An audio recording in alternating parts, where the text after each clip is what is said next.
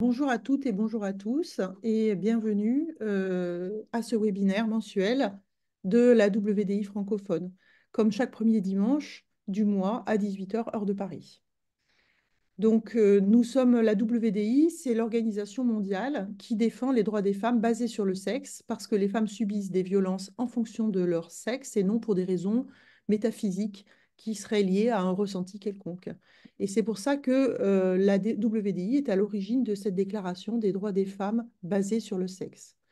Notre déclaration réaffirme les droits des femmes tels qu'ils ont été présentés dans la CEDEF, la Convention de l'ONU pour l'élimination de toutes les formes de discrimination à l'égard des femmes. Notre déclaration compte déjà plus de 37 000 signataires à travers le monde et ces signataires proviennent de 160 pays et ce chiffre augmente d'environ 200 signatures par semaine. Nous vous invitons donc à la signer et à la faire signer. Vous allez pouvoir, tout au long de cette présentation, poser vos questions dans l'application questions-réponses. Et vraiment, plus vous poserez des questions et vous réagirez, plus ça sera interactif. Donc faites-le, ne vous privez pas. Notre déclaration se compose de 9 articles, parmi lesquels l'article 3, que je ne vais pas vous les lire tous, mais l'article 3 qui réaffirme que les droits des femmes et des filles les droits des femmes et des filles à l'intégrité physique et procréative. Et cet article dit également que les États doivent s'assurer que les pleins droits reproductifs des femmes et des filles et leur libre accès à des services de santé procréative complets sont maintenus.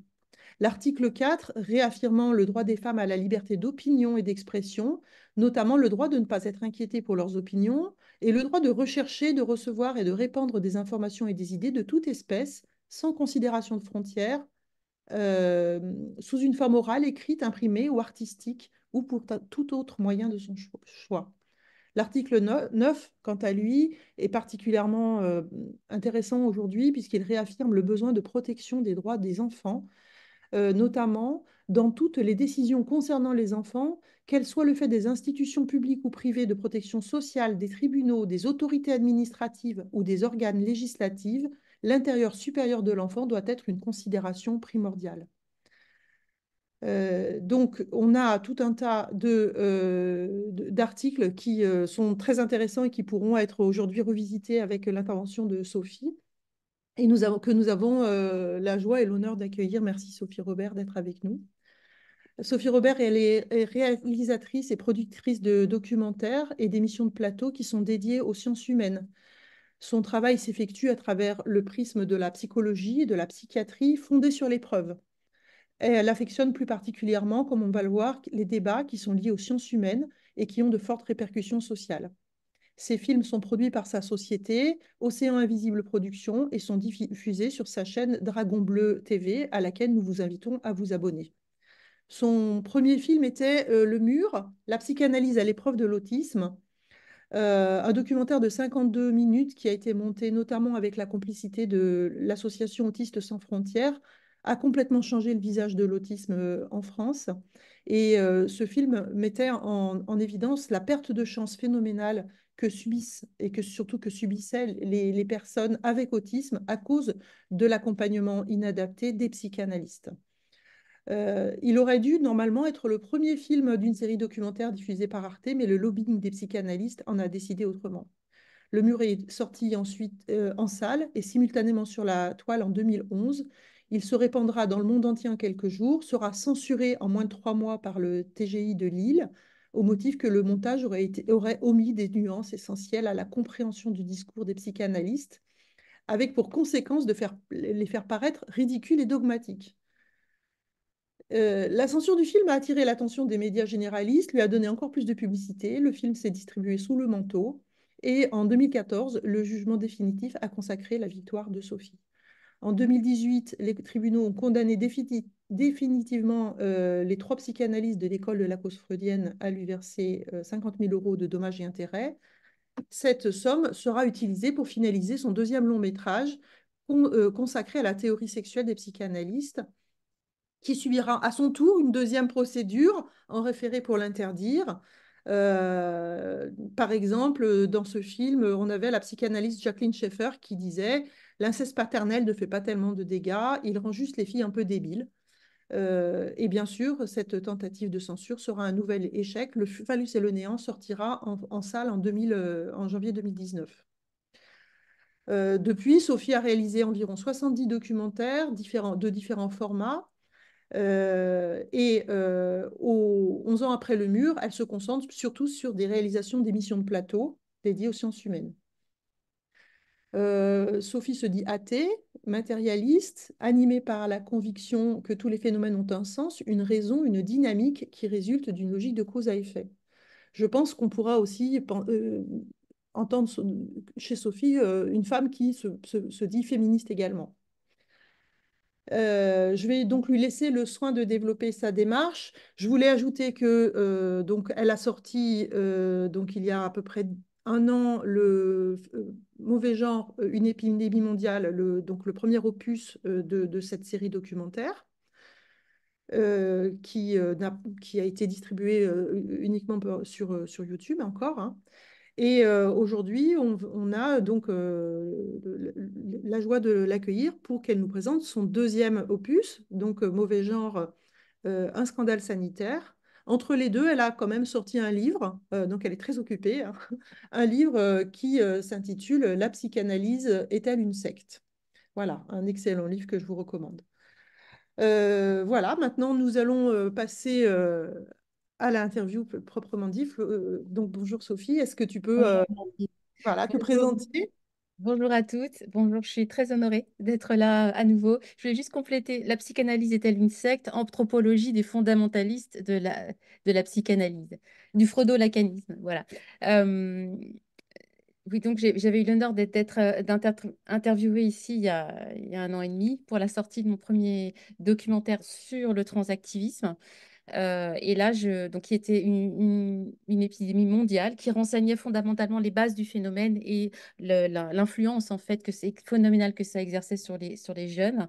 Et dans ce deuxième film, Un scandale sanitaire, j'étudie, je passe en revue en fait les traitements, la réalité des traitements de réassignation sexuelle, les traitements hormonaux, les traitements chirurgicaux, les bloqueurs de puberté et jusqu'à un délire, je ne vais pas tout dévoiler tout de suite, mais le délire complet des opérations de chirurgie non binaire et de nullification sexuelle qui sont prônées aujourd'hui par WPATH, l'Organisation mondiale des médecins transidentitaires en fait et leur émanation française. Est-ce, Oui, donc est-ce- oui, donc je voulais juste te dire qu'effectivement, donc ce deuxième opus de Mauvais genre, hein, donc il vient après une première approche qui était donc le caractère épidémique de la transidentité aujourd'hui. Et puis tu t'es rendu compte que tu avais beaucoup, beaucoup, beaucoup, beaucoup de matériaux, beaucoup de choses à dire. Et effectivement, c'est quelque chose que nous, enfin, on constate, hein, quand on commence à s'intéresser à la question, finalement, on s'aperçoit que les enjeux sont absolument incroyables, phénoménaux. Et donc, ce deuxième opus, il permet justement d'aborder cette question-là, la question vraiment de la santé des personnes qui se croient trans.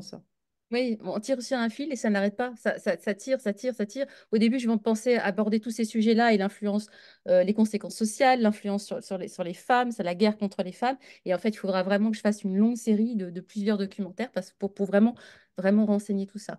Voilà. Et donc, la propagande transactiviste, elle présente les opérations de réassignation sexuelle comme life savings, comme c'est une nécessité pour sauver la vie des enfants des gens et sauver la vie des enfants. Donc ça, c'est délirant. Et ça a été, on parlera des études hein, tout à l'heure, mais ça a été débunké plein de fois. Et surtout, ça agit comme du gaslighting, en fait. Ça agit comme un message. C'était pareil que le psychanalyste, hein. Quand j'interviewais les analysants, ils disaient, pour couper court à la conversation, ils disaient, de toute façon, ça m'a sauvé la vie. Je ne sais pas ce que je serais sans mon psychanalyste. En gros, je serais morte sans mon psychanalyste. C'est une manière vraiment de dire. Et là, c'est pareil. Il y a une espèce de chape de plomb. Et pour clore à tout débat, c'est ça où il meurt, en gros. Donc, j'ai voulu renseigner, montrer, en fait, mon travail, c'est de montrer ce qui n'est jamais montré, en fait. Même lorsque les gens le disent, c'est important de le dire dans les articles de journaux ou par écrit, la différence avec un film, c'est qu'on montre des images et du coup, le message il s'inscrit différemment dans le cerveau, en fait. Il est perçu différemment. Donc j'ai fait un film simplement pour décoder, en fait, tout simplement. Ok, ça commence par les traitements de réassignation sexuelle, donc les hormones, les estrogènes, la testostérone. Qu'est-ce que ça fait sur le corps des femmes, sur le corps des hommes? Qu'est-ce qu'on sait sur les conséquences? Et ensuite, les opérations, voilà, on enlève l'utérus, euh, on a la mammectomie et tout ça. Et il y avait énormément de choses à dire. Je pensais sortir mon film il y a un an beaucoup plus rapidement. J'ai eu pas mal de péripéties personnelles qui fait que ça a été beaucoup plus long et compliqué. Mais en réalité, il s'est passé tellement, tellement, tellement de choses. Il y a tellement d'informations qui émergent et avec aussi beaucoup de, ce qui est très touchant et assez désespérant en même temps, c'est que les influenceurs eux-mêmes, les youtubeurs, qui sont des courroies de transmission de cette propagande, ils laissent entendre, ils laissent émerger énormément de souffrances somatiques. Et bon, moi, je ne pouvais pas interviewer ces personnes, mais du coup, j'ai attrapé pas mal d'images de leurs témoignages. Et c'était important de pouvoir réunir tout ça dans un film pour qu'on ait à la fois le discours des personnes qui sont critiques de l'idéologie du genre, le discours des journalistes, le discours de scientifiques, mais aussi le discours des youtubeurs eux-mêmes, le discours des transactivistes, lorsqu'ils lorsqu'ils montrent la réalité, que ça ne se passe pas du tout comme ce qu'on leur avait dit, quoi. Alors du coup, est-ce que tu veux développer ben, comment ça se passe alors? Peut-être on va passer la bande-annonce du film. On va regarder la bande-annonce de l'opus 2 et on espère bientôt pouvoir présenter l'opus 3, hein. Tu reviendras, Sophie? Ah bah avec plaisir. Voilà, donc vous pouvez entendre Sophie tout au long de son film. Je l'avais aussi interviewée dans Rebelle du genre et on va prochainement l'entendre encore dans Rebelle du genre, mais à une autre place. Apprendre à mettre du vernis ou savoir choisir une jolie robe, c'est bien plus que ça. Pour moi, ça a été une expérience cathartique. J'espère vraiment que je vais sortir et que tout va bien se passer par la suite et que ça va tout se refermer le plus rapidement possible, que je puisse enfin me reposer parce que je vous jure que c'était l'expérience la plus difficile de ma vie. Il n'y a pas plus difficile que ça en fait. Enfin, On a une offre de services conséquente, que ce soit à la fois sur le plan médical, sur le plan du traitement, pour la transition. Et je lui ai dit que j'aimerais bien faire l'hystérectomie, surtout avec mes douleurs que j'ai en ce moment. Quand je les ai, je me tords des douleurs et c'est pas possible, quoi. Je peux plus rester comme ça. Vous êtes aujourd'hui coprésidente de l'association Trans Santé. Alors, il faut le dire, aujourd'hui, il y a un congrès qui se déroule pendant 2 jours à Lyon. Il y aura des médecins, des personnes concernées, des associations qui vont évoquer notamment les nouvelles recommandations qu'on espère avoir prochainement au niveau de la France concernant justement l'accompagnement médical des personnes trans. Alors, on n'est pas malade, hein. Et là, au moment de faire la deuxième dilatation, il y a ma cavité vaginale qui est ressortie. Et du coup, ça veut dire que je dois repasser au bloc et me refaire opérer et repartir pour une semaine à l'hôpital. Voilà. Donc bon, ça commence un peu à me casser les couilles. Je vous avoue que là, je suis en train de saturer. My choice! My choice! My choice! My choice! My choice! My choice! My choice! My choice! My choice! My choice! My choice! My choice! My choice! Alors, c'est un petit extrait hein, de ce qu'on peut voir dans les 2 heures du film, qui, je pense que ton parti pris, là, Sophie, c'était d'afficher, de dire la vérité, hein. Donc, je pense que tu peux peut-être développer cet axe-là, parce que là, on voit quand même dans la bande-annonce des images quand même un peu dures. Alors, c'est un mouvement identitaire, c'est un mouvement sectaire qui repose sur l'industrie médicale, en fait, la transindustrie. Et là, ce que montre la bande-annonce, en fait, on a 3 hommes qui ont, qui sont qui bénéficient, en fait, c'est un peu les prêtres, c'est cette nouvelle religion, qui ont transitionné sur le tard. Donc avec ils sont en tout cas 2 d'entre eux sont pères pères de 3 enfants. Ils ont mené toute leur carrière et en fait, ils surfent sur la vague qui leur donne du pouvoir, qui leur donne de la reconnaissance sociale, énormément d'influence. Et vous avez en contrepoint 3 jeunes, donc 2 filles et un garçon, qui sont des influenceurs, hein, tous les 3, qui sont dans cette énorme machine, mais qui souffrent, enfin, et c'est particulièrement choquant de le voir alors que ce sont des influenceurs. Ils ont renseigné malgré eux les ravages que toutes ces opérations font sur leur corps. Donc vous avez la propagande d'un côté et vous avez une autre propagande aussi, mais les conséquences, c'est que c'est des gosses, hein, c'est des gens qui sont à peine adultes. Et il y en a peut-être un d'ailleurs sur les trois qui est mineur, mais en tout cas, ils sont à peine adultes et ils ont, bon, c'est les deux filles, elles ont plus d'utérus. Elles ont fait toutes les deux une phalloplastie, elles ont plus de vagin, elles ont plus de clitoris. Elles ont, enfin, c'est une catastrophe. Le garçon, enfin, la vaginoplastie, c'est une boucherie. Voilà, il faut absolument renseigner ça. Il faut dire les choses très concrètement, comme ça doit se passer d'ailleurs dans n'importe quel type d'opération. Lorsque, en tant que patient, vous vous engagez dans un parcours médical, vous devez avoir des informations extrêmement concrètes et précises sur ce qui vous attend. Et là, il y a une propagande phénoménale qui est faite sur les réseaux sociaux et qui est faite aussi par l'intermédiaire d'associations entre pseudo-LGBT, qui sont des associations aujourd'hui transactivistes, y compris par le biais de gens qui ne sont pas du tout médecins. Et les gamins, enfin, il y a des taux enfin, il y a des conséquences phénoménales. Même lorsque les gens ne font que prendre des hormones, il y a toute une série de conséquences sur, sur les problématiques cardiaques, les problématiques cardiovasculaires, des problématiques de densité osseuse, des problématiques il y a en cascade. En gros, les hormones attaquent le système reproducteur. La testostérone attaque le système reproducteur des filles, les estrogènes attaquent le système reproducteur des garçons. Il y a aussi des conséquences qui sont aujourd'hui très bien connues et très bien renseignées sur les émanations de cancer du sein, de cancer du cerveau. Voilà, c'est ce qui est assez logique en fait. Et je montre un extrait d'interview d'un endocrinologue qui explique que, en gros, le travail d'un endocrinologue dans un monde normal, c'est de dépister en fait les différentes variations et de soigner les différentes variations d'hormones dans le corps d'une personne parce que ça peut entraîner des maladies assez graves, dont le diabète, etc. Et en fait, là, il n'y a rien qui va. Et il ne faut pas s'étonner que lorsque on inonde le corps d'une femme ou le corps d'un homme d'hormones sexuelles contraires, il y a des catastrophes qui se produisent. À court terme, il y a des catastrophes qui se produisent.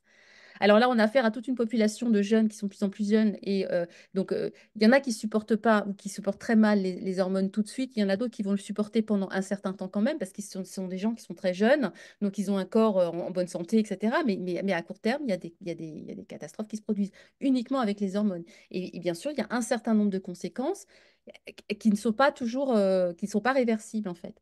La voix des femmes, elle se masculinise au bout de quelques mois. Une pilosité faciale qui apparaît, une calvitie qui apparaît pour celles qui sont génétiquement programmées pour ça. Moi, par exemple, si je prenais de la testostérone, en quelques mois, je serais chauve et j'aurais une voix de baryton.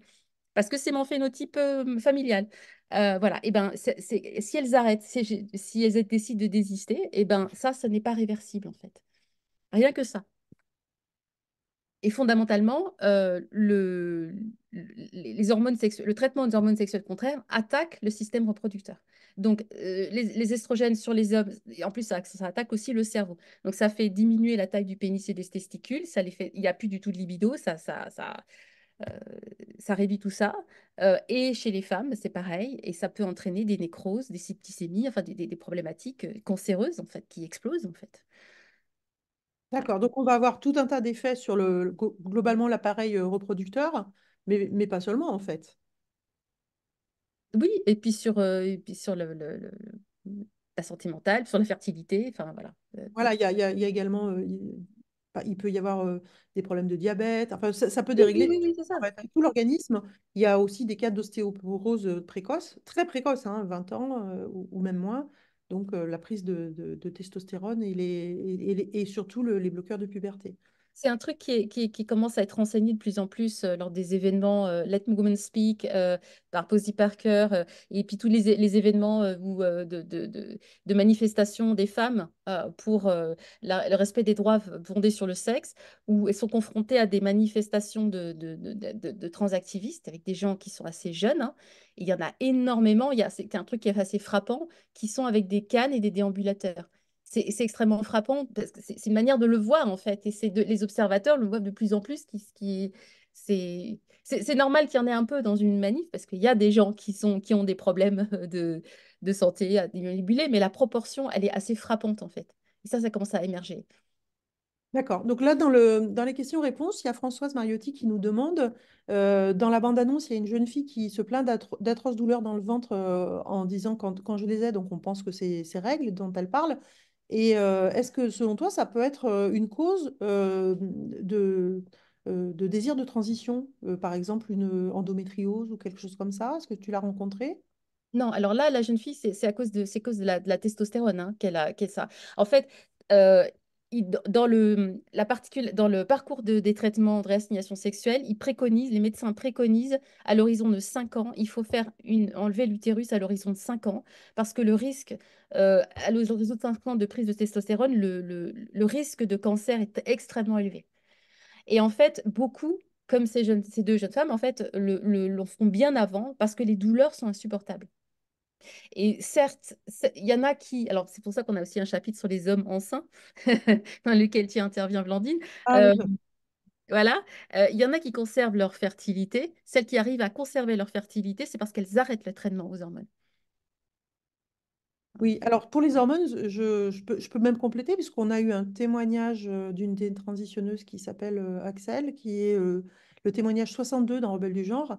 Effectivement, elle raconte qu'après la prise d'hormones, hein, donc elle n'avait pas de problème particulier avant la prise d'hormones, mais la prise d'hormones a déclenché chez elle ce qu'on appelle une vulvodynie, c'est-à-dire des douleurs très intenses au niveau de la vulve et du clitoris, qui étaient insupportables. Et d'ailleurs, ces douleurs complètement pas prises en compte du tout par la médecin du planning familial de Grenoble qui la suivait, qui lui envoyait les ordonnances de testostérone chaque mois après une visio. Euh, et dès qu'elle a arrêté la testostérone, ça s'est arrêté en fait, hein. Et c'était des douleurs absolument insupportables. Mais il me semble que dans le film, il y a toute une partie sur les enfin, excisions, on va dire le mot, hein, les excisions et les douleurs clitoridiennes. Je pense que tu peux en parler peut-être, Sophie. Oui, alors ça, c'est un des effets de la prise de testostérone, c'est que ça fait produit ce qu'ils appellent un déclite, c'est-à-dire une croissance du clitoris de quelques millimètres à quelques centimètres, hein. Parfois, c'est une croissance assez importante.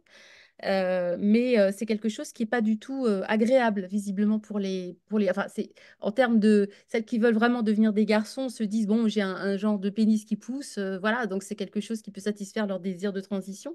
Mais en termes de la sensibilité qui en résulte, elle est extrêmement désagréable parce que ça fait des frottements. En fait, le clitoris, c'est pas fait pour ça, et donc une sensibilité qui est dans le registre de la souffrance. Et c'est pas du tout quelque chose qui va accroître ou accompagner le plaisir orgastique classique de la femme, c'est quelque chose qui vient au contraire gêner en fait le plaisir féminin en fait. Et qui se termine parfois par des excisions tellement c'est douloureux. Termine par des excisions, c'est quelque chose que j'ai découvert.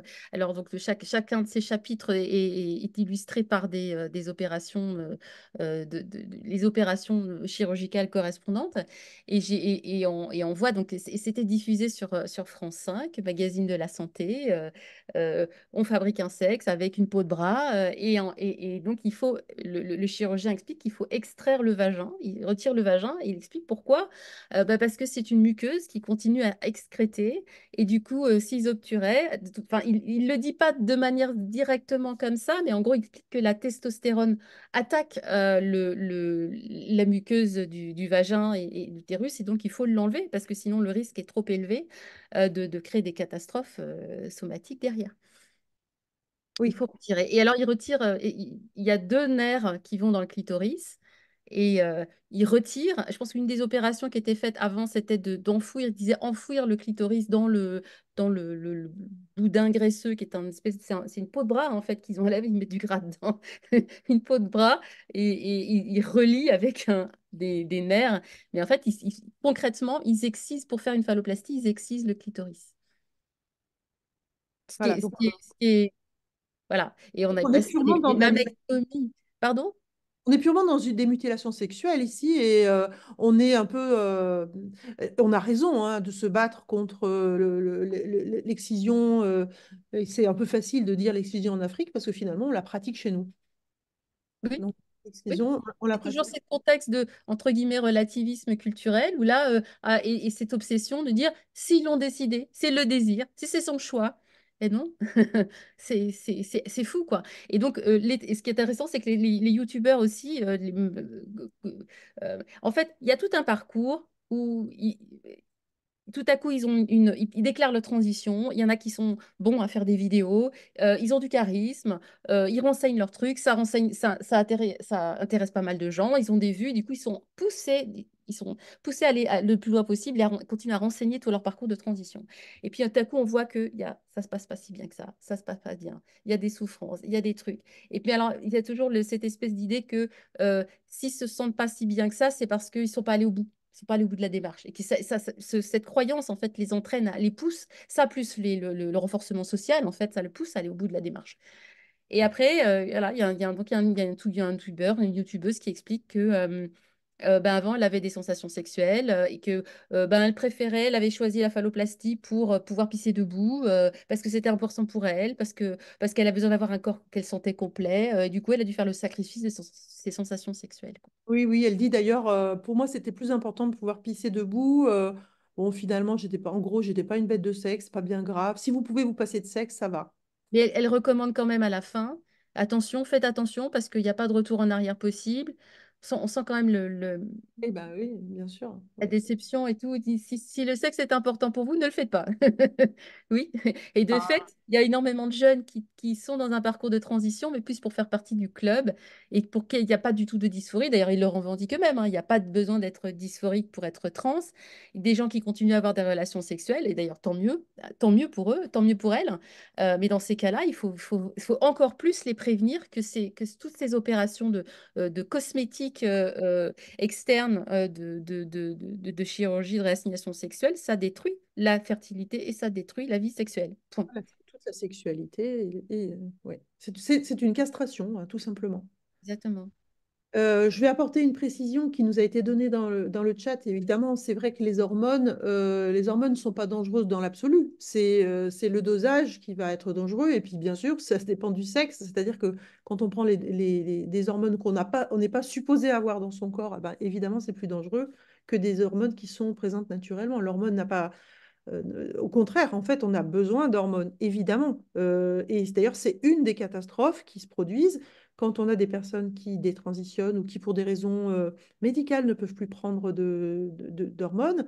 Eh bien, elles vont se retrouver, d'hormones, par exemple, de testostérone, elles vont se retrouver sans hormones. Et là, évidemment, tout le système endocrinien va être perturbé. On a besoin d'hormones pour fonctionner et on a besoin d'un dosage parce que les femmes aussi produisent de la testostérone. Enfin voilà, il y a les hommes aussi ont des estrogènes, mais il y a un dosage subtil, évolutif et subtil tout au long de la vie. Et si ce dosage, même sans parler de traitement, hein, est tout à coup pour X raisons est déséquilibré, ça produit des maladies qui peuvent être extrêmement graves.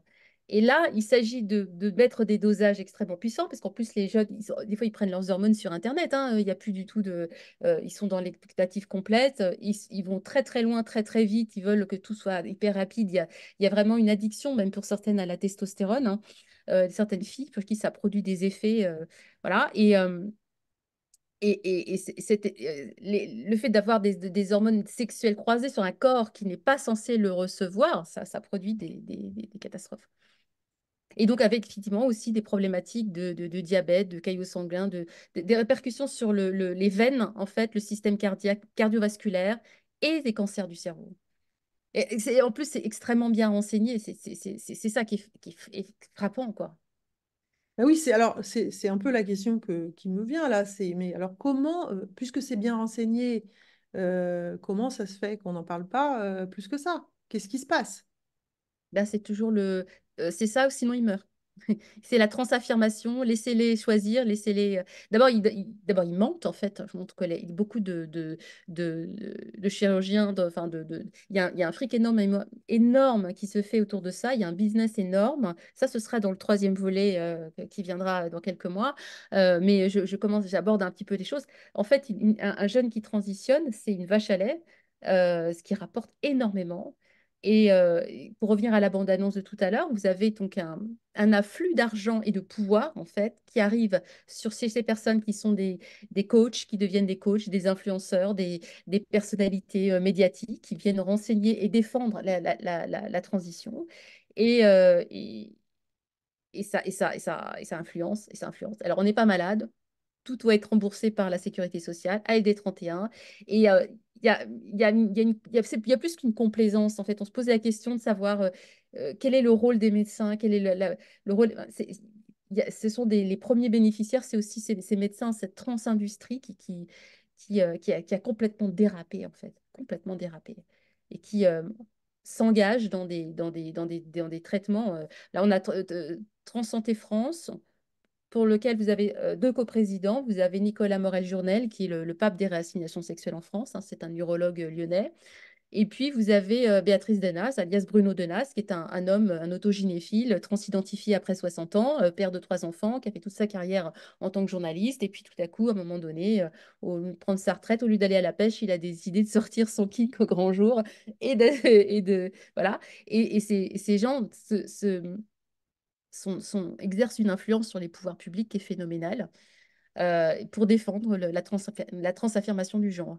Et ils sont toujours dans une logique, toute cette rhétorique transactiviste, c'est on est les victimes, il faut absolument transaffirmer tous ceux qui en font de la demande et laisser euh, ouvrir accès à tous ces traitements de réassignation sexuelle, sinon ils meurent, sinon ça revient à nier notre existence. Et obtenir ces traitements le plus vite possible, sans aucune restriction, quel que soit l'âge des personnes, quelle que soit leur motivation, quelle que soit la présence de comorbidités psychiatriques, de troubles du neurodéveloppement, voilà, ça ne doit pas être questionné, il faut leur donner tout de suite. Et au prix de mensonges, bien sûr, au prix de mensonges phénoménaux. D'abord, et un des plus gros mensonges, c'est l'impact de l'hormonothérapie sur, rien que ça, hein, sur le corps, et de nier le fait qu'une mammectomie soit un traitement de réassignation sexuelle. Quand on dit qu'il y a il y a pas d'opération avant 18 ans, bien sûr que si, il y a des mammectomies qui sont effectuées à partir de 16 ans, et je crois même à partir de 14 ans. Mais en tout cas, c'est sûr, à partir de 16 ans. Ils considèrent que c'est tellement rien que c'est même pas un traitement de réassignation sexuelle.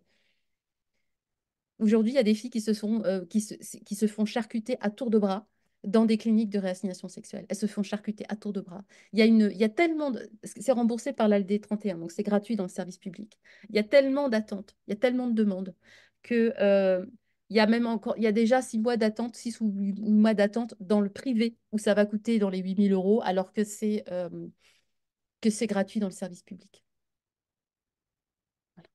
Alors, c'est un peu sidérant tout ça. D'ailleurs, dans les choses vraiment très très intéressantes que j'ai vraiment appréciées dans le film, c'est justement ce travail, cette question de la sidération qui nous saisit en fait quand on nous dit il y a un homme qui a accouché.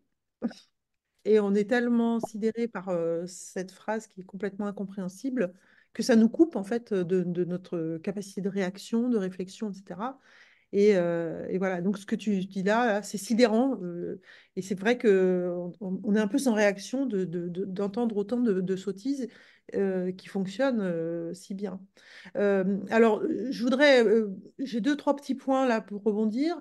Une question qui serait par rapport justement à cette question de il va suicider, tu préfères avoir un fils mort qu'une fille trans, etc. Donc, est-ce qu'on peut en parler de ça? Parce que c'est vraiment la chose qu'on entend tout le temps. Un autre point, une autre question dont on pourrait débattre très longtemps, de Claire qui demande pourquoi une jeune fille désirerait-elle devenir un homme ou transitionner. Alors là, c'est plus une question, je dirais, très très vaste et pas seulement médicale. Et Guylaine Gay nous demande est-ce qu'on a des témoignages de personnes qui ont transitionné, détransitionné. Donc on pourra peut-être aborder cette question de la détransition ensuite, si tu veux bien. Oui, alors je peux reprendre j'ai oublié la première question, mais en fait, pourquoi des jeunes filles veulent transitionner? Il y a vraiment un mouvement phénoménal aujourd'hui. En fait, que j'aborde pas dans le film, en fait. Là, ça pourrait être une question philosophique pour un webinaire, de WDI, hein, mais il y a énormément de ces jeunes filles qui sont des lesbiennes, énormément qui sont dans la registre des troubles du neurodéveloppement. Énormément de filles qui ont été victimes de violences sexuelles. Et puis aujourd'hui, n'importe quelle fille, moi je suis aussi embarquée là-dedans parce que c'est mon truc, le rôle que je me suis donné dans la vie de faire des films que les gens ne veulent pas faire, parce que ça a une implication sociale et il faut que quelqu'un s'y colle. Mais si j'avais eu 17 ans aujourd'hui, je suis sûre que je serais sur les candidates pour la mammectomie et tout ce délire parce que j'ai eu une adolescence très difficile, parce que j'étais...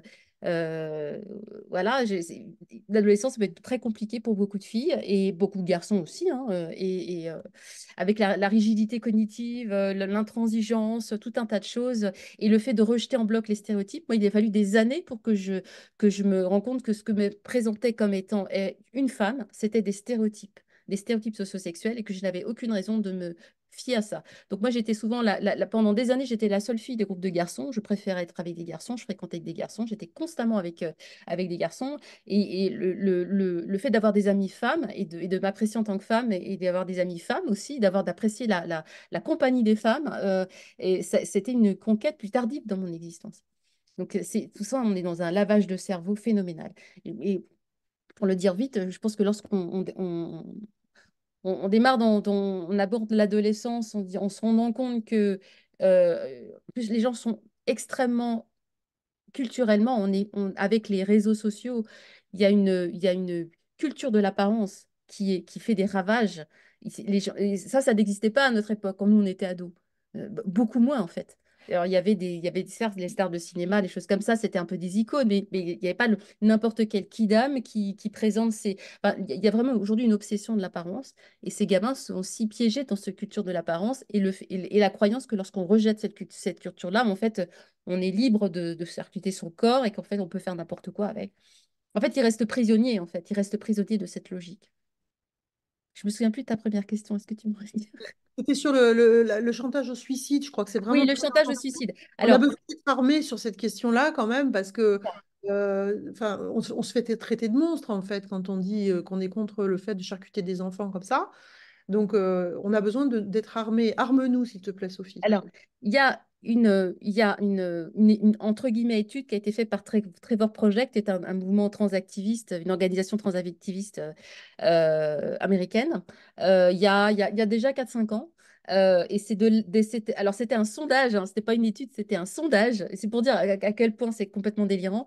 Ils ont fait un sondage sur Internet parmi la population LGBT pour que se manifestent ceux qui avaient eu un jour des pensées suicidaires. Et ils sont tirés de ce sondage, donc c'est juste des gens qui s'inscrivent, hein, qui n'ont pas du tout, enfin complètement déclaratif, sans qu'on ait aucune euh, euh, données objectives pour savoir qui a répondu sur quelle base, est-ce que c'est vrai, dans quel contexte, et qu'est-ce que ça veut dire exactement avoir des idées noires et des pensées suicidaires et commettre un acte suicidaire, etc. etc. Et de là, ils ont tiré le chiffre de 42% de jeunes d'homosexuels qui auraient eu des pensées suicidaires. Et en fait, c'était homosexuels, LGBT, et ça, c'est toute l'arnaque du truc, c'est que c'est de la population. Donc, quand on demande aux gens qui ont eu envie de se suicider de se manifester pour se dire, c'est sûr qu'on a un gros pourcentage, mais c'était un pourcentage de personnes homosexuelles, pour lequel il y avait très peu de transactivistes, de transidentitaires, et encore moins de jeunes transidentitaires. Et de ce chiffre de 42%, il a été dans la rhétorique de Trevor Project englobé à la population des jeunes transgenres. Alors que même si on récupère les chiffres, les simples chiffres de cette étude, qui n'est pas une étude, hein, qui est un sondage Internet bidon, on obtient le chiffre de 0,6%. Parce que dans cette étude, les vrais jeunes, dans ce sondage, c'était moins de 27 ans, jeunes transgenres qui avaient eu des pensées suicidaires, c'était 0,6%. Mais comme le chiffre global était de 42%, eh ben, ils l'ont appliqué, depuis, ils l'appliquent. Donc, ça, c'est des chiffres astronomiques, puis des fois, dans la bouche, dès que tu passes d'une bouche à l'autre, ça augmente de quelques pourcentages.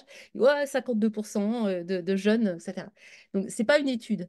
Il y a une étude récente qui est sortie. Alors, pour comprendre, pour le savoir, en fait, il faudrait faire une étude en double aveugle. C'est-à-dire qu'en fait, et c'est un des gros problèmes des études, que ce soit celles qui sont faites par les transactivistes ou les gens qui sont critiques du genre et les gens qui se réfèrent à la science, il faudrait pouvoir avoir 2 groupes homogènes représentatifs de la population qu'on étudie. Et il y en a un auquel on administre des traitements de réassignation sexuelle et d'autres auxquels on dit d'attendre, ce qui était le cas avant, il y a 10 ans, hein, on faisait ça. Et en fait, on les observe en parallèle sur une même durée. Et il y a une étude finlandaise là qui vient de sortir, on pourra mettre dans les liens, pour lesquels ils montrent qu'il n'y a pas, quand on a 2 populations homogènes avec les mêmes comorbidités psychiatriques, les mêmes horizons, il n'y a pas d'évolution. Le fait de ne pas faire transitionner les personnes n'a aucune incidence sur le risque suicidaire. Aucune.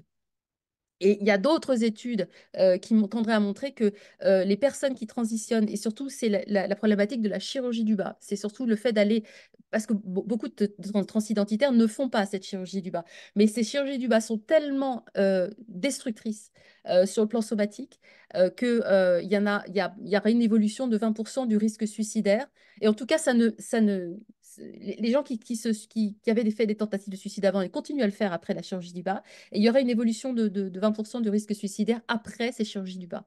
Pas forcément sur l'ensemble de la transition, mais après la chirurgie du bas. Donc, en résumé, non seulement les transitions, ça sauve pas des vies, mais ça aurait plutôt tendance à générer des suicides.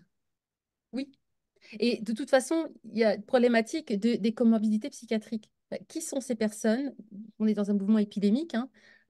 Aujourd'hui, c'est ce qu'explique le docteur Dechaine dans mon film, c'est qu'en fait, n'importe quelle personne avec des troubles psychiatriques, donc ce qui émerge à l'adolescence, hein, troubles chroniques, euh, euh, ils éprouvent un mal-être. En fait, quelqu'un tout à l'heure parlait de problèmes liés à la douleur des règles. Oui, ça peut être éventuellement, pourquoi pas, on peut imaginer qu'une douleur des règles puisse être à l'origine du désir de transitionner, sauf que la testostérone tout de suite fait encore plus mal. Mais bon, mais il y a plein de choses, et notamment un mal-être lié à une situation d'anxiété, à une bipolarité émergente, à une schizophrénie émergente. Il y a 50, je sais plus, mais il y a beaucoup plus de personnes schizophrènes dans la société, ce qu'on ne sait pas, hein, parce qu'on n'en parle jamais, hein, mais que de personnes autistes. Les troubles n'ont rien à voir, mais n'empêche qu'il y a parmi nous, dans la population, il y a des tas de gens qui sont dépressifs, qui sont anxieux, sont bipolaires, qui sont schizophrènes, etc., qui ont des troubles psychiatriques. Et il y a aussi des personnes qui ont des troubles du neurodéveloppement, et notamment des personnes autistes, des personnes TDAH, des personnes 10, et puis des combos, hein, parce que souvent c'est un peu un millefeuille, hein, les personnes. Et donc toutes ces personnes-là, et particulièrement à l'adolescence, à la préadolescence, se posent des questions sur qui je suis, dans quelle étagère, pour des tas de raisons très différentes les unes des autres. Notamment les filles autistes ont des problèmes d'interoception et de proprioception, c'est-à-dire qu'il y a, les filles et les garçons, hein, il y a des problématiques pour identifier clairement ses sensations corporelles. Et il y a des problèmes de connexion en fait nerveuse. Et puis il y a enfin, que l'adolescence est plus longue, elle est plus tardive. Alors ça dépend des gens, parce qu'on parle, il y a différentes formes d'autisme, mais il y a un spectre extrêmement large. Mais c'est très marqué chez certaines personnes. Vous avez chez les filles TDAH aussi ce sentiment. On voit chez les TDAH ce sentiment aussi de décalage social. Et il y a une addiction à la testostérone qui peut s'observer. Enfin, une addiction aussi des fixettes neurodéveloppementales sur je veux transitionner, je veux changer de sexe, je veux être l'autre, et je le veux tout de suite, je le veux tout de suite. Et il semblerait que, en fait, ce désir, se dire gender free, d'être happé par cette mouvance transidentitaire, ça touche plein de gosses aujourd'hui. Mais c'est une pensée, c'est un mouvement, c'est un truc comme d'autres faisaient des tatouages, des piercings, s'habiller en goth, avec des phases, voilà, des phases. Et chez les jeunes neurotypiques, bah, ils ont une phase, ils se le disent, c'est dans la tête, ils vont adopter un certain vocabulaire, salut. Et puis ça va passer. Chez les jeunes neurotypiques, c'est une phase, ça passe. Ils vont pas forcément passer à l'acte, en fait. Et le problème, c'est que chez les jeunes qui ont des troubles du neurodéveloppement, ils vont être beaucoup plus concrets, en fait, à se dire je suis une fille, je préfère avoir les cheveux courts et grimper aux arbres, je préfère la compagnie des garçons, je me reconnais pas dans les Barbies. Moi, j'ai jamais joué à la poupée, alors je trouvais ça gnangnan, mais bref, je me reconnais pas là-dedans, donc je dois être un garçon. Et une fois qu'ils sont embarquées dans ce truc, elles ont beaucoup plus de mal à revenir en arrière, parce qu'il y a le manque de flexibilité cognitive qui fait que, voilà. Et donc, ce sont des victimes extrêmement... et puis, ils vont moins questionner le sous-texte de tout un tas de discours. Ils ont tendance à prendre au premier degré tout ce qu'on leur dit, quoi. Et c'est comme d'habitude, ces jeunes avec un handicap, quel qu'il soit, qu'est-ce que soit l'origine de ce handicap, sont les premières victimes de ces expérimentations euh, terrible, quoi. Et moi, je n'arrête pas de me penser que les nazis, les vrais nazis, parce que nous sommes traités de nazis, hein, mais les vrais nazis, la vraie extrême droite, son obsession, c'est de stériliser tous les déviants. C'est quand même les homosexuels, faut pas que les homosexuels ils utilisent leur sexe, c'est horrible, c'est moche et tout, faut pas le faire, faut leur interdire, faut les castrer. Bah, il y a juste dans les années 50, hein, il y a eu des traitements comme ça, et puis c'était l'obsession hitlérienne d'aller stériliser. Ils ont stérilisé en masse les gens dans les hôpitaux psychiatriques. Mais ça, aujourd'hui, voilà, c'est ce qui se passe sous la bannière transidentitaire, de façon massive. Et ça s'adresse plus particulièrement aux filles en plus, hein. Donc, Et les 2 tiers sont des filles. voilà, en tant que, oui, largement les 2 tiers, hein, selon les études, c'est même parfois Ouais. plus. Ouais. On a quand même quelque chose qui en plus s'adresse spécifiquement aux filles. Alors, la question, elle a été posée, évoquée en fait, notamment par Nicole, là, dans les questions-réponses, la question de l'hypersexualisation et notamment la question de la pornification de la société. Et c'est vrai que c'est vraiment quelque chose qu'on entend beaucoup. Ces filles, effectivement, là, on a l'exemple dans ton film d'une qui a envie de pisser debout. Bon, je dirais chacun son délire. Mais en fait, on en a beaucoup qui plutôt témoignent du fait, non pas de vouloir être des garçons, mais de refuser absolument d'être des filles au sens social celles que l'on agresse, celles que l'on viole et celles que l'on fait taire aussi. Tu peux plaider. Celle qui va devoir jouer avec moins de cartes dans son jeu. C'est ça, hein. Tu vas devoir jouer un rôle social, avec aussi les exigences de la société démocratique aujourd'hui des pays de l'Ouest, c'est que tu peux faire tout ce que tu veux, donc tu peux être président de la République, tu peux faire de la recherche, etc. Mais tu as toujours beaucoup moins de cartes dans ton jeu que les garçons. Donc, tu as Oui. des exigences, tu n'es plus protégé par le fait de dire oh, c'était cool d'être femme au foyer. C'était pas cool du tout, mais voilà. Et là, tu vas avoir les mêmes exigences, mais t'as pas Et puis en plus, si t'es pas jolie, si t'as pas le bonheur d'avoir des avantages physiques, etc., je dis voilà, je vais être carrément, ça va être compliqué, quoi. Il y en a au contraire, hein, d'ailleurs, parce que le fait de vouloir supprimer sa poitrine, ça peut être aussi, au contraire, justement, vouloir se débarrasser des regards ou des Oui, gestes. oui, il y a ça aussi, bien sûr, bien sûr. Il Se y a tout. débarrasser d'un regard sexualisé qui est inconvenant, qui est gênant, voilà, et qui vous met dans une case d'objet et pas une case de sujet et pas une case de quelqu'un qui peut décider de sa vie. Et en plus, la testostérone a cette particularité, donc ça détruit le corps, mais ça a un effet. Alors, c'est variable d'une personne à l'autre, hein. Il y a des nénettes qui peuvent prendre la testostérone pendant des années, elles ont toujours l'air de filles poilues, c'est tout, quoi. Mais quand même, chez la plupart, beaucoup de femmes, ça virilise l'apparence, l'apparence, le visage, en fait, en tout Il y a cas, une et répartition des globalement. graisses qui va La changer. répartition des graisses, les poils, etc. Et du coup, ça contribue à ce côté, ce désir de je peux faire tout de suite, je peux vraiment devenir un homme et changer complètement mon existence, échapper à tout ça. Et ça devait devenir complètement une fixette obsessionnelle, en fait, chez certaines femmes. D'accord. On n'a pas du tout traité la question des transitions là, qui faisait partie des questions. Alors là, ça s'est rajouté en plus. Est-ce qu'on a des témoignages de personnes qui ont transitionné, détransitionné, et aussi sur le pourcentage de détransition. Donc, il y a un peu un débat. Est-ce que ce serait 1%, 8%, les regrets, etc. Donc, est-ce qu'on a des statistiques? Alors, il y a beaucoup plus. Alors, ça encore, il y a des études. Et d'ailleurs, Magali, on mettra il y a les Google Docs de Présente. Magali, voilà, qui a fait ce travail de débat. On en parlera tout à l'heure. D'après des études, il y aurait un premier pic de détransition à 2-3 ans après post-prise d'estrogène et de testostérone.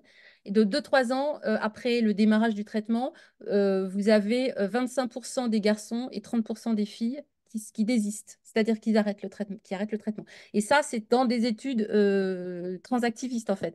Et ce qui est drôle, c'est qu'il citait cet exemple pour dire, bah, voyez, il y a une persistance des choix. Si 70% continuent à prendre le traitement, si 70% continuent à prendre le traitement, ça veut dire que 30% ont arrêté, quoi. C'est pas 1% déjà, c'est beaucoup plus. Et sachant que plein d'effets sont irréversibles, hein, après 3 ans.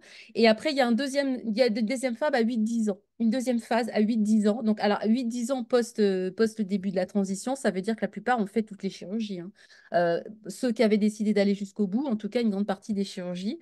Alors, j'ai pas voulu traiter ce sujet dans Mauvais genre numéro 2 parce que déjà, il y avait beaucoup de choses à dire vraiment entrer dans le détail des traitements avec tout ça. Et en fait, le sujet de la détransition a déjà été traité, même en France. Le peu de films mainstream qui ont été faits sur la détransition. En France, en Suisse, il y a pas mal, il y a des films US, donc j'allais pas me remettre sur ce sujet-là. Par contre, j'ai filmé plusieurs des transitionneurs, des interviews Zoom qui vont être montées bientôt. J'ai interviewé notamment Daniel Black et Stacy, enfin différentes personnes qui ont des garçons, des filles qui ont fait les transitions complètes et avant de se rendre compte que c'est une fraude totale qui détruit leur santé en fait. Hein. Et donc j'ai réalisé un certain nombre de ces interviews. J'ai également interviewé Stella O'Malley. Euh, et euh, ce sera monté plus tard dans un autre film. J'ai pas la place pour faire ça dans ce film mauvais genre, qui est déjà 2 heures, c'est assez long. En tout cas, moi, ce que je peux dire pour avoir interviewé des transitionneuses avec le podcast Rebelles du genre, c'est que les filles qui transitionnent, et avec lesquelles j'ai parlé, sont dans un tel état de souffrance au moment où elles prennent cette décision qu'elles ne sont pas du tout en mesure d'entendre des arguments qui iraient dans l'autre sens, c'est-à-dire des arguments rationnels. On est dans un niveau de souffrance psychique de souffrance terrible, c'est terrifiant. C'est souvent des vies qui sont complètement à l'envers, enfin, donc des violences, etc. Et on leur vend l'idée que leurs problèmes vont cesser quand elles seront devenues des hommes.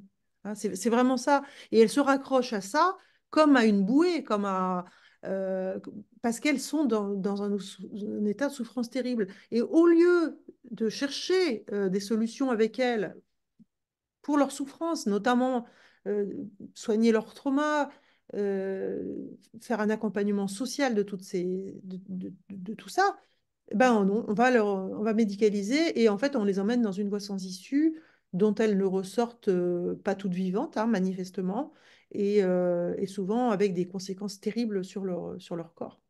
Et puis le traitement hormonal, c'est la voie royale pour le traitement chirurgical. Enfin, les deux peuvent se faire conjointement parce que les seins, ils partent très vite, hein, mais pour le parcours des femmes en transition. Mais c'est surtout que, pareil, un homme, enfin, je veux dire, euh, une femme ou un homme, en fait, un homme sous estrogène, son pénis ne fonctionne plus, en fait. Il se raccourdit, il ne fonctionne plus. Donc, à un moment donné, il se dit, je ne fais pas trop de sacrifices en allant plus loin, en faisant une vaginoplastie. Et on parlera aussi des enfants, les enfants sous bloqueur de puberté. Quand la puberté est bloquée, il n'y a pas du tout de développement sexuel. Il n'y a pas du tout d'imprégnation, il n'y a pas de puberté, il n'y a aucun développement sexuel. On fabrique des enfants eunuques. D'accord. Alors, pour avoir vu le film, je vois de quoi tu parles, mais est-ce que tu peux développer? Tu veux expliquer un peu? Oui. Alors, le scandale des bloqueurs de puberté. En fait, tout ça, ça sort. En fait, pendant très longtemps, les personnes qui étaient en désir de transition, c'est-à-dire qui exprimaient une incongruence entre leur corps et leur identité, plutôt un rejet en fait, c'était même pas ça, c'était parce que la revendication d'être de l'autre identité, ça c'est un truc très transactiviste, très actuel. C'était plutôt le rejet de leur corps sexué, quelle qu'en soit la raison, et que c'était ce rejet avec résistant, ils finissaient par transitionner, pour rare d'entre eux quand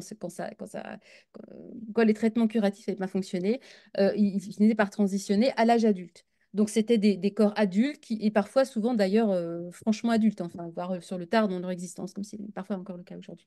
Et en fait, ce mouvement transactiviste, en fait, je pense qu'il engage des choses tellement coûteuses sur le plan personnel de l'engagement, parce que il y a pour valider en fait la démarche des personnes, ils cherchent à engager le maximum de monde, le maximum d'enfants, le maximum de plus en plus jeunes. Et c'est très récent, en fait, c'est très récent, ça date d'il y a une dizaine d'années. Il y a en tout cas une étude qui a été faite, qui était faite en Hollande, qui s'appelle le Dutch Protocol. C'est une seule étude, mais qui a été faite avec le même panel, avec un suivi sur quelques années après. Donc, il n'y a pas deux études, il y a une seule étude. D'ailleurs, entre parenthèses, dans le monde médical, quand vous faites une seule étude qui n'est pas répliquée, ça ne vaut rien. Quand on cite une étude qui n'est pas répliquée, ça ne vaut strictement rien. Cette étude dont on sait aujourd'hui qu'elle a été financée par le laboratoire Ferring, qui est un fabricant du gonapeptile, qui est un équivalent du gicapeptile, qui est équivalent du Lupron, c'est un bloqueur de puberté. Le laboratoire Ferring, c'est un gros fabricant d'hormones de synthèse, en fait. Ils cherchaient un marché. Et ils ont pris un panel de jeunes qui étaient déjà pubères, au cours de leur puberté, triés sur le volet, avec un accompagnement psychiatrique très soigné, un accompagnement c'est-à-dire quand c'est une population qui ne correspond pas du tout à la population des jeunes en désir de transition aujourd'hui. Hein. Ils étaient plus âgés, ils étaient très encadrés, il n'y avait pas de comorbidité psychiatrique, il y avait tout ça, c'était vraiment triste sur le volet. Ils étaient un tout petit, je crois que c'était 75 en fait, ce qui est que dalle en fait en termes d'échantillons. Et ils les ont accompagnés et ils ont déduit à l'issue de cette étude que les bloqueurs de puberté avaient eu un impact favorable sur leur épanouissement. Alors, il y a des problèmes méthodologiques phénoménaux. Cette étude, elle est mesurée sur un laps de temps très court, de quelques années, mais enfin de 1 an, 2 ans. C'est ridicule. Il y a des gros problèmes méthodologiques en dehors du fait que l'échantillon n'est pas du tout statistiquement viable et très faible, mais il y a un gros problème méthodologique sur la manière de mesurer, sur qu'est-ce qu'on mesure. Ça, on pourra peut-être en parler tout à l'heure parce que c'est très, très important. Et en fait, ils ne se sont pas du tout donné les moyens de mesurer très concrètement ce que signifiait la satisfaction en fait, et l'insatisfaction en termes de transition. Il y a un gros problème dans toutes ces études transactivistes sur le taux de suivi. Parce que quand vous avez un échantillon à la base, vous devez avoir le même échantillon à l'arrivée. Et il y a énormément de gens qui partent en cours de route, ce qui fait qu'en fait, on mesure des effets sur les gens qui sont restés, sans se soucier du tout de ce qu'il est advenu des personnes qui ont quitté l'étude en cours de route. Et traditionnellement, dans les études transactivistes, il y a énormément de pertes. Alors, pour être honnête, dans toutes les études qui sont faites, il y a toujours un problème de suivi, de pertes. Et on considère qu'en dessous autour de 5%, ça peut aller, mais que 5% sur un échantillon extrêmement vaste, ça va. Quand vous avez un échantillon qui est ridicule à la base, 5%, ça a beaucoup plus d'impact. Et c'est fréquemment dans les études, comme le cours de puberté, mais les études sur les transactivistes en général, vous avez 20 à parfois 80% de pertes.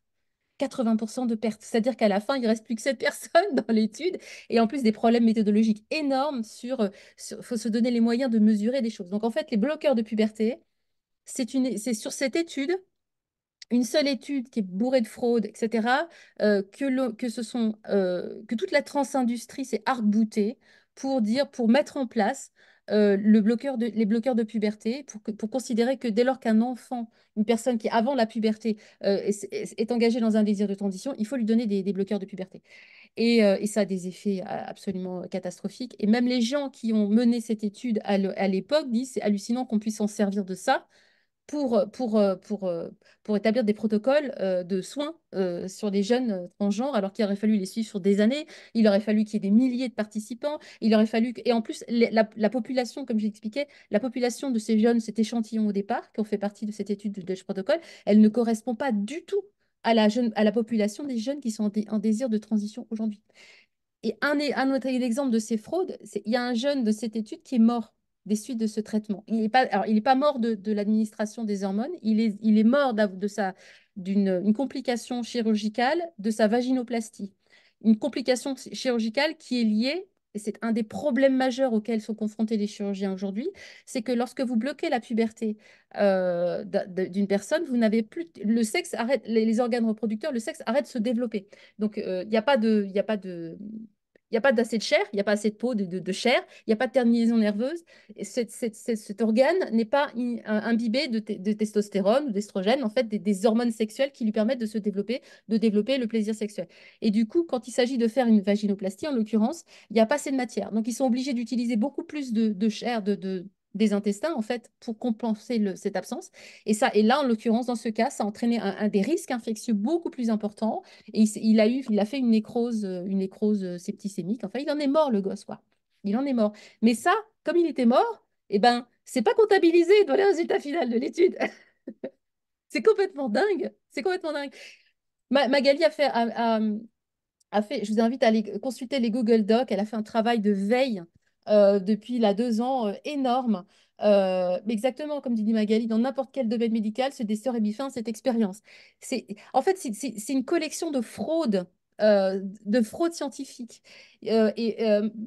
Les Google Docs de Magali en fait, ont montré en fait, tout ce travail. Il y a, les transactivistes inondent le marché d'études et tous les gens qui font partie des sociétés de GenSpect, Transgender Trend, SGEM, c'est-à-dire des personnes qui sont des biologistes, des médecins, dont certains avaient autrefois prescrit des traitements de réassignation sexuelle, mais tout en étant dans un cadre médical, en fait, ils font du débunkage de ces études et il y a des problèmes méthodologiques phénoménaux, mais qui sont mais grotesques. C'est-à-dire, par exemple, il y avait une étude qui est dans le document de Magali, une étude pour mesurer le regret, le taux de regret des traitements de réassignation sexuelle. En fait, si vous considérez comme détransitionneur, vous n'avez pas le droit de participer à l'étude. Donc, c'est-à-dire qu'on mesure le taux de regret chez les gens qui ne regrettent pas, hein, parce qu'ils n'ont Vous pas répondez seulement si vous êtes d'accord. voilà, effectivement. vous n'avez le droit de répondre que si vous êtes content. Il y a une autre étude pour laquelle, OK, vous avez le droit de répondre si vous n'êtes pas content, mais il faut avoir fait tout le parcours de transition de la chirurgie du bas. Bon, eh ben, il y a beaucoup de gens, y compris chez les femmes, qui ne font pas de chirurgie du bas et qui pourtant Tous, ils sont sont pas engagés dans des d'accord. traitements, etc. Et par exemple, Kera Bell, qui est une jeune femme anglaise qui avait engagé à 16 ans un parcours de transition, cadétrisée à 18 ans, et qui est à l'origine du procès qui fait qu'aujourd'hui, la NHS, le système de santé britannique, a renoncé en fait à la transition sexuelle des mineurs, ou en tout cas de manière très très encadrée. Voilà, le procès qu'elle a engagé a été déterminant. Et ben, au regard de cette étude, elle n'aurait pas été considérée comme des transitionneuses. Parce qu'elle a gardé son utérus. Enfin voilà, c'est complètement délirant. Alors il y a aussi des choses, mais parfois. Et alors, il y a d'autres choses, il y a des erreurs de chiffres. Parce qu'en fond, une étude, c'est récolter des datas, c'est constituer un panel, dire ce qu'on va mesurer, établir une méthodologie. Parfois, il n'y a absolument pas de méthodologie ou alors une méthodologie délirante, mais qui n'est pas du tout scientifique. Et puis après, il y a des tableaux de chiffres. On extrait des chiffres et on interprète les chiffres. Et mais bah, il y a des trucs, mais il y a des problèmes d'addition, de soustraction, des trucs énormes, mais des erreurs que ne feraient pas des gosses de CM2, quoi. Et un autre des problèmes majeurs de ces flopées d'études, c'est la durée des résultats aussi. Quand vous mesurez, quand vous avez la prétention de mesurer le taux de satisfaction en fait des personnes qui sont engagées dans ces traitements de réassignation sexuelle, il faut se donner un certain temps parce qu'il y a ils sont souvent très courts, 1 an, 2 ans, parfois 6 mois. Et le pire que j'avais vu, c'est une étude où le taux était mesuré à 4 mois. 4 mois après telle opération, ils sont très contents. 4 mois. Mais c'est grotesque, mais c'est au-delà du grotesque. Il faut, pour des trucs qui engagent l'existence, en fait, de manière aussi radicale, il faut se donner au moins un panel de plusieurs années pour mesurer vraiment les choses. Parce que typiquement, vous avez un effet placebo. Lorsque n'importe qui s'engage dans un traitement quel qu'il soit ou avec une alliance thérapeutique, il y a un investissement, il y a une croyance, il y a le désir que ça marche, le fait qu'ils sont portés par une communauté. Donc effectivement, il peut y avoir un stade d'euphorie. C'est pas tout le monde hein, qui est euphorique après l'opération. Il y en a qui sont convaincus d'avoir fait l'erreur de leur vie tout de suite. Mais il y en a aussi beaucoup qui sont euphoriques pendant quelques temps et puis qui sont plus du tout euphoriques. Donc là-bas, le minimum, c'est que ceux qui on ait du recul sur quelques années. Et en mesurant tout le monde, et en mesurant les gens que tout le monde à l'origine de l'étude soit interrogé à la fin, pas les militants qui veulent que l'étude réussisse. Vous voyez ce que je veux dire? À propos des études scientifiques, je crois que Ghislaine, elle avait une petite vidéo à nous passer pour justement parler de la méthode scientifique, de qu'est-ce qui fait qu'on peut considérer qu'une étude est valable et dans quel cas on éclate de rire plutôt. Donc, Ghislaine.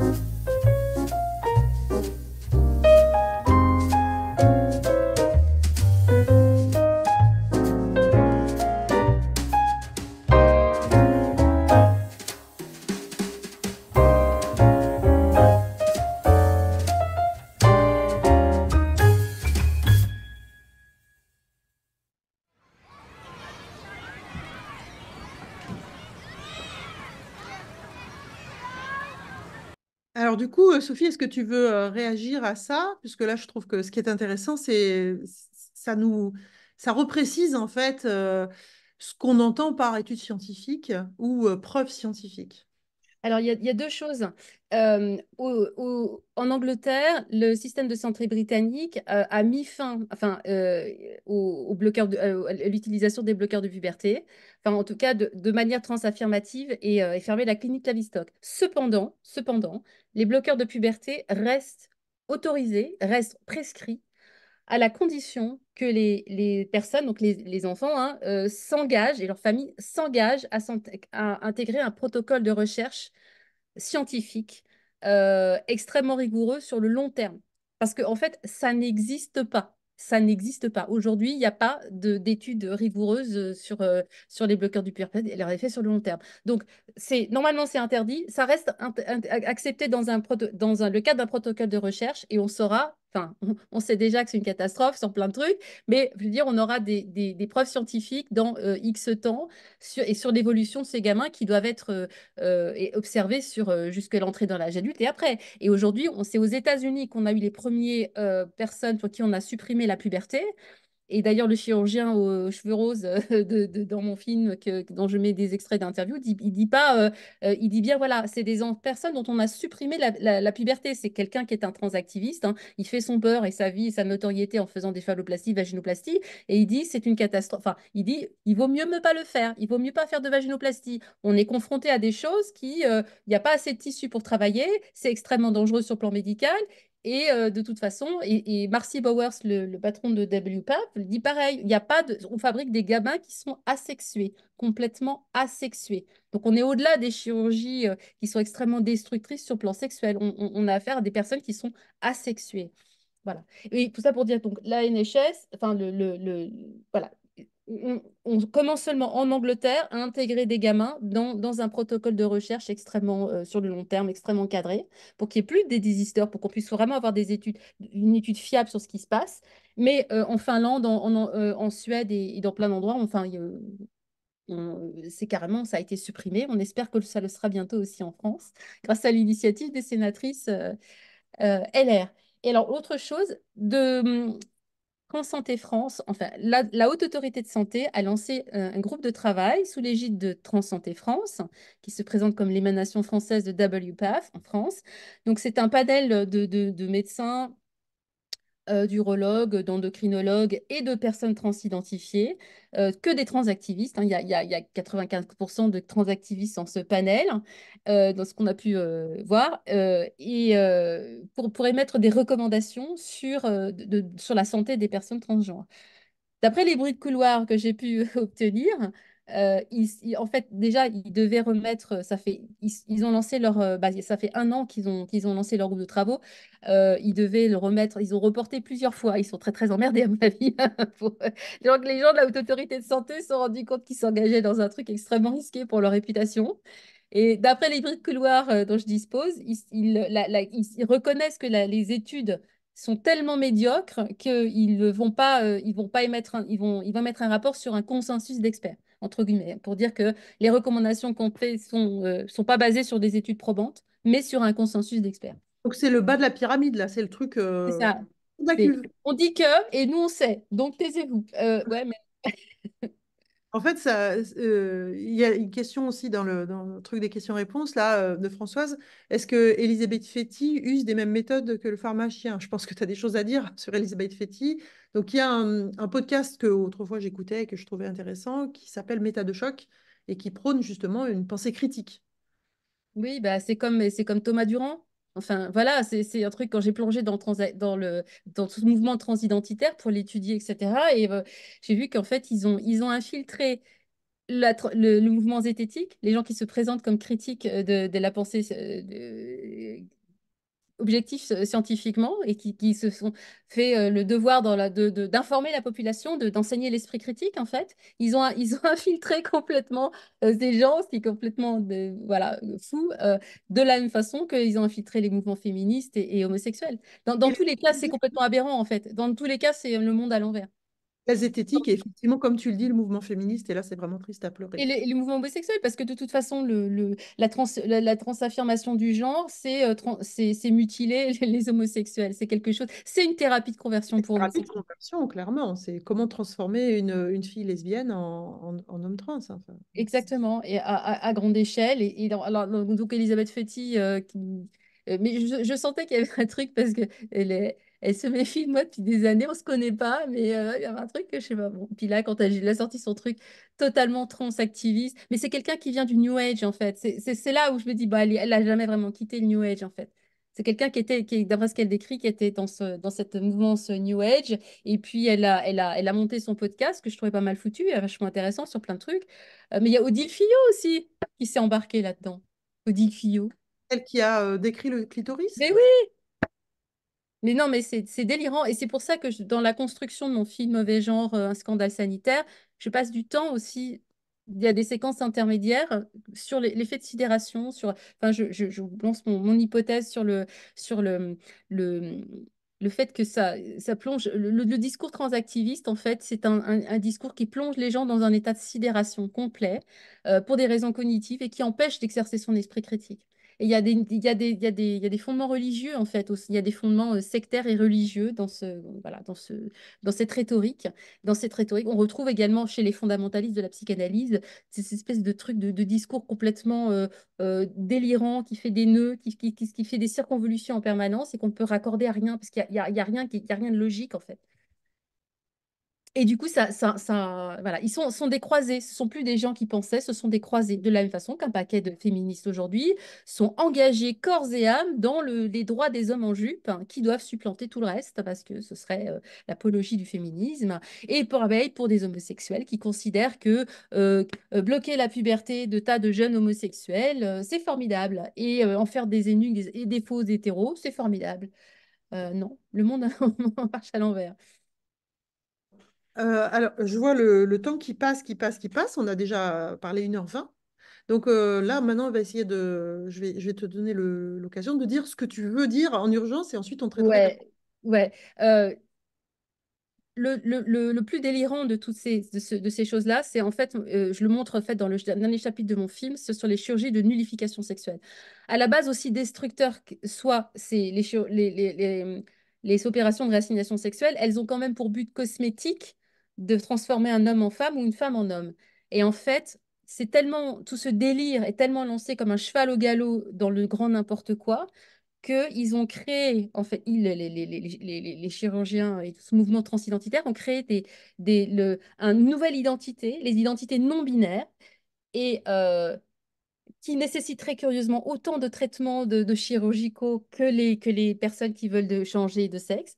Sauf que c'est des non-binaires. Donc, à un moment donné, et WPAF et Transsanté France s'engouffrent absolument là-dedans. L'idée, c'est qu'il faut demander, il faut octroyer, sans poser de questions médicales, n'importe quelle demande chirurgicale à toute personne en faisant la demande. Et donc, c'est l'apologie des mutilations, c'est l'apologie de n'importe quoi. Et le pire du pire, c'est l'eunuchisme, cette nouvelle mode qui constitue un chapitre entier des 8e recommandations de WPAP, qui est le syndicat mondial des médecins transactivistes. Ils défendent l'identité eunuque, c'est-à-dire qu'il ne s'agit plus de transformer un homme en pseudo-femme, mais un homme en eunuque. Et la légitimation, c'est de couper tout ce qu'il y a dans l'entrejambe des garçons, des hommes, couper aussi les tétons, mais couper l'entrejambe, enlever le pénis, le testicule, le scrotum pour que l'entrejambe soit parfaitement lisse comme l'entrejambe de la poupée Ken. Aujourd'hui, vous avez des cliniques dans le monde qui font ça, enfin, ce sont des masochistes, fétichistes de l'émasculation qui défendent ça. WPAF, je me base sur les travaux de Jeff Dave Gluck, Redux, enfin, je vous renvoie à mon film, là je vous le dis très très vite, mais j'ai sauvegardé plein d'images gore, pareil sac à vomi, mais c'est important de voir jusqu'où ça va parce que ces choses-là sont également prônées en France aujourd'hui. Je sais qu'on pratique l'ablation des tétons. De toute façon, il n'y a pas de mur, il n'y a pas de nuage de Tchernobyl qui s'arrête aux frontières en France. Tout ce qui s'est passé aux États-Unis ailleurs, ça se passe en France. Et tel point que dans son congrès de 2023, Transsanté France, donc ceux qui pilotent le groupe de travaux de la Haute Autorité de Santé pour mettre des recommandations sur la santé des personnes transgenres, ils ont fait un atelier sur l'eunuchisme. Ils ont des opérations de nullification sexuelle. Ça fait tellement de scandales, pas là, mais dans le monde entier, que les cliniques qui le pratiquent ont enlevé des photos, parce que maintenant ils font de la pub avec des photos pour voir comment elles se belle, il n'y a plus rien entre le genre, etc. Moi, j'ai sauvegardé tout ça, donc je montre un certain nombre d'exemples à la fin de mon film sur ce délire où il n'est plus du tout question de transformer un homme en pseudo-femme ou de femme en pseudo-homme, mais d'accéder au désir de fétichiste de l'émasculation. On en est là aujourd'hui. Alors, je pense que ça sera peut-être, enfin, une des dernières questions, en tout cas, pas la dernière, mais une question. La question justement de la responsabilité juridique, en fait, de gens qui font ça et qui prônent ça. Quand on a des scientifiques ou des influenceurs qui vont induire en erreur volontairement, en toute connaissance de cause, ou pas d'ailleurs, des jeunes ou des personnes vulnérables qui vont subir donc des amputations, etc., et globalement vont devenir handicapés, qu'est-ce qu'on va faire? Est-ce que Et juridiquement, qu'est-ce qui va se tout en passer? prétendant, comme Nicolas Morel-Journel se fait sur les plateaux télé, tout en prétendant préserver les sensations sexuelles. C'est faux. Enfin, c'est juste faux. Ce sont des mensonges éhontés, quoi. Oui, oui, non, mais on entend même, je crée un vagin tout à fait opérationnel. Ouais, c'est ça. Ah bon? Comme si elle On n'était est plus. dans un autre monde. Non, non, il n'y a rien qui va. Il n'y a rien qui va, il n'y a rien qui est logique. Il n'y a rien qui tient. Alors, il y a un certain nombre de procès qui sont en cours dans le monde entier, dans le pays anglo-saxon. Il y a un certain nombre de procès aussi en cours en France aujourd'hui. Et là, les parents le font de plus en plus, les parents qui sont opposés à ces trucs-là. Et puis, le mouvement est allé très, très, très, très vite. Il y a des jeunes qui sont même pas forcément détransitionnés, pas forcément critiques, mais qui ont des souffrances somatiques, qui vont se réveiller trop tard, mais on va voir les effets là bientôt. Mais c'est complètement. Il n'y a rien qui va, il n'y a rien qui est logique, il n'y a rien qui va dans le sens. Quand vous avez une femme qui a un cancer du sein, les chirurgiens font exprès de prélever le minimum, de respecter au maximum, tant que la tumeur le permet, de respecter la structure du sein, des textes. Là, il n'y a rien qui est logique, il n'y a rien. C'est complètement dingue, complètement dingue. Alors que tous les effets, par exemple, de tous l'androtardile et tout ça sur le cerveau, vous avez une augmentation x5, x10, x20 de risque de faire des cancers du cerveau. Alors, ils disent, ah oui, mais c'est des cancers bénins. Excuse-moi, j'ai un cancer du Du cerveau cerveau. bénin. Un cancer du cerveau bénin. Non, c'est pas un glioblastome, c'est un méningiome, c'est pas pareil. Non, mais ils sont. Non, mais C'est délirant, c'est cancer du cerveau délirant. bénin, et là, il y a un petit oxymore quand même, hein, je pense, hein. Ouais, ouais, ouais, Bon, c'est. En fait, c'est un mouvement de bully, c'est un mouvement religieux, les gens sont en sidération. Il y a aussi beaucoup, moi j'estime que maintenant il faut ouvrir sa gueule.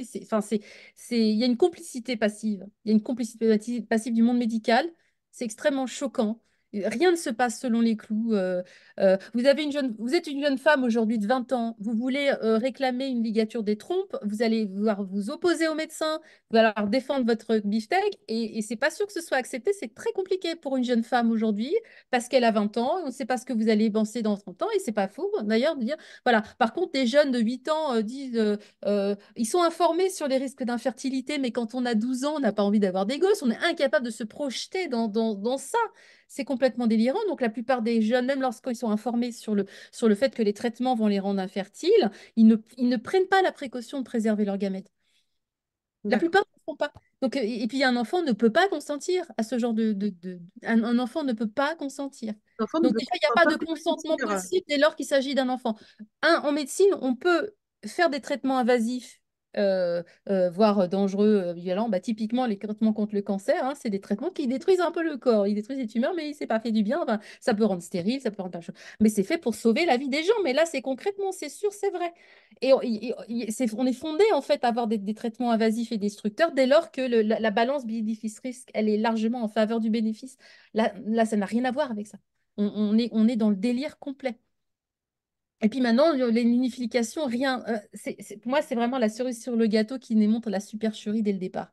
La supercherie du concept d'identité. Quand vous êtes. Maintenant, il y a des gens qui se prennent pour des chats, des chiens, des animaux, voilà. Alors maintenant, Des Sophie, entités.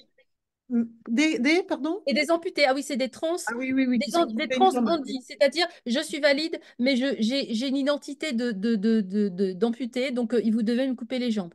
J'ai vu le cas avec Il une y a des gens qui se personne font. aveugle qui s'est fait C'est ça, c'est ça. museler. Ils trouvent des docteurs Mengele qui acceptent de le faire. Voilà. Alors maintenant, bah, Sophie, je crois que là, on va arriver au bout. Malheureusement, on ne pourra pas traiter toutes les questions. Il y en a quelques-unes, mais je crois que tu as quand même plus ou moins abordé les thématiques qui sont posées. Alors maintenant, on est bien remonté, on est bien énervé. Qu'est-ce qu'on fait? Comment est-ce qu'on peut t'aider? S'il te plaît, dis-nous, Sophie, qu'est-ce qu'on peut faire? Ben, diffuser mes films partout.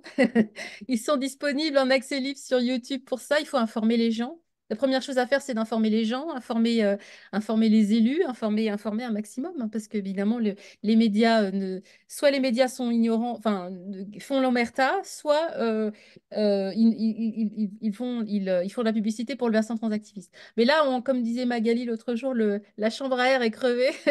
Là, le truc est en train de se dégonfler. Il y a vraiment un mouvement de fond qui bascule dans l'autre sens. Donc, il faut informer les gens. Globalement, les gens ne veulent pas être méchants vis-à-vis des trans, bien sûr, et ils ont raison. Mais du coup, ils se font complètement berner par un mouvement qui est complètement sectaire et qui détruit des jeunes qui l'embarquent. Donc, il faut informer sur la réalité des traitements de réassignation sexuelle. Et puis, j'ai mis un lien Hello Asso parce que l'argent, c'est un peu le nerf de la guerre aussi. On a tous besoin de sous. Mais moi, enfin, voilà, c'est extrêmement difficile de travailler, de vivre quand on s'intéresse à ces sujets-là qui vous coupent tous les robinets de tous les côtés. Donc, Hello Asso Ninsun Project.